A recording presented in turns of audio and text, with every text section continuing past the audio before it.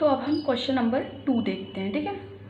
ये हमारा एक्सरसाइज 1.3 का जो हमारा फर्स्ट क्वेश्चन है, सेकंड क्वेश्चन एक्सरसाइज 1.3 का जो हम सेकंड क्वेश्चन कर रहे हैं उसका क्वेश्चन नंबर 2 है। फर्स्ट हमने इसके पहले वाले वीडियो में कर लिया है कंप्लीट, उसमें हमने बताया भी है terminating non terminating decimal expansion के बारे में बात भी किया हुआ है। तो अब हम यहाँ पर बस डायरेक्ट क्वेश्चन करेंगे, ठीक है। तो सबसे पहले आप मेरे को ये बता दो कि ये किस टाइप का डेसिमल एक्सपेंशन है, प्योर है या मिक्स है। तो ऑफकोर्स डेसिमल के तुरंत बाद नंबर रिपीट नहीं कर रहा है, तो ये किस तरह का डेसिमल एक्सपेंशन हो गया, ये हमारा मिक्स डेसिमल एक्सपेंशन है, मिक्स रिकरिंग डेसिमल एक्सपेंशन है, ठीक है।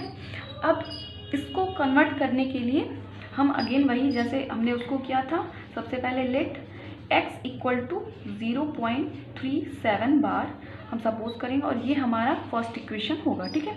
अब आप देखो उसमें हम क्या कर रहे थे, प्योर रिकरिंग डेसिमल एक्सपेंशन में हम क्या कर रहे थे कि डेसिमल के तुरंत बाद एक तो नंबर रिपीट कर रहा है, तो डेसिमल के तुरंत बाद नंबर्स पे बार भी होता था, बट यहाँ पे डेसिमल के तुरंत बाद नंबर रिपीट नहीं कर रहा है।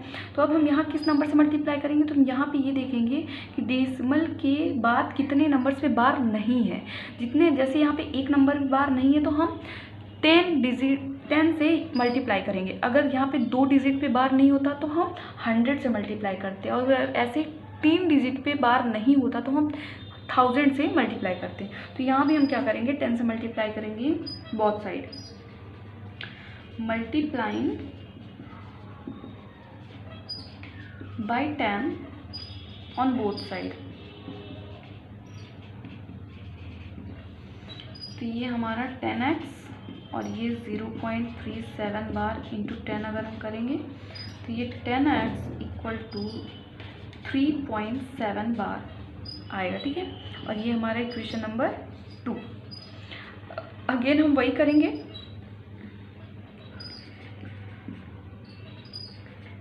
Subtract equation 1 from equation 2। Equation 1 को इक्वेशन 2 से हम माइनस कर देंगे, तो हमें 10x माइनस x 3.7 बार माइनस 0.37 बार, ठीक है। अब ये 9x हो जाएगा। अब इसको हम साइड में माइनस करते हैं, 3.7 बार है और ये 0.37 बार है, ठीक है। तो अब देखो यहाँ पे 7 बार है, तो क्या मैं इसको इस तरीके से लिख सकती हूँ, भाई बात तो एक ही है, चाहे कई बार रिपीट करके लिखो या फिर ना भी रिपीट करके लिखो, क्योंकि ये नंबर हमारा रिपीट करे जा रहा है, ठीक है। यानी हम दोनों को इस तरीके से लिख सकते हैं, इस तरीके से, ठीक है। तो अभी इधर के तो सारे नंबर्स यहाँ तक के 0 हो जाएंगे सब्ट्रैक्ट होके, ये इससे सब्ट्रैक्ट होगा तो ये आएगा 4, डेसिमल के बाद फिर ये आएगा 3, तो यहाँ पे 3.4 समथिंग कुछ बचा, ठीक है। अब यहाँ से हम 9x और ये 3.4 है तो डेसिमल तो हमको हटाना है, तो यहाँ पे ये 10 हो जाएगा।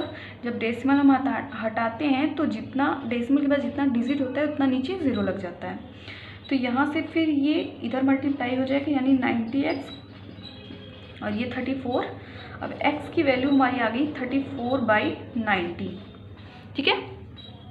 और x को हमने क्या मान रखा है, x इक्वल टू हमने मान रखा है 0.37 बार इक्वल टू 34/90, ठीक है। तो ये हमारा आ गया, मिक्स रिकरिंग को हमने कन्वर्ट कर दिया p/q के फॉर्म में, ठीक है। अब इसका एक शॉर्टकट मेथड भी होता है, वो तो लॉन्ग मेथड था, जब आपको लंबे नंबर की क्वेश्चंस में आ जाए, जैसे अगर 3 मार्क्स का या फिर 4 मार्क्स का पूछ लिया तो आप उसको लगा सकते हो, बट अगर आपको 1 मार्क्स में पूछ ले तो आप कैसे करोगे। तो देखो सबसे पहले आपको जो नंबर्स दिए हुए हैं उन्हें लिख लेना है, ठीक है।